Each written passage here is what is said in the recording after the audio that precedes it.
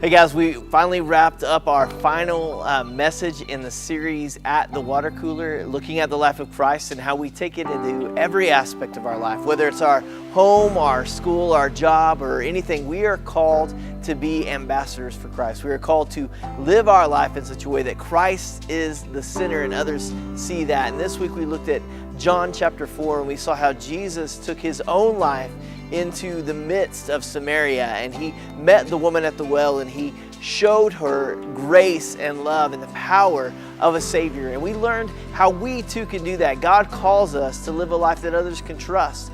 Are you living a life that others can see Christ and they can begin to trust what you say, what you do? In the midst of that trust, we build relationship and we grow with one another and we point others to the truth. We do that by listening, by seeing their needs. Are you listening to the needs of those around you? I think it's so important. Everyone wants to be heard, but at the same time, it's our call to hear others. And we don't often care what someone has to say until we know how much they care about us and where they're at. So we're called to live a life to go in such a way that others can see that truth in us, that they can hear us and hear that we are listening to them, to see and know that we are listening to them. And that trust begins to develop, and then we point them to the Savior. My prayer this week is that in all that you do, you're pointing others to the Savior.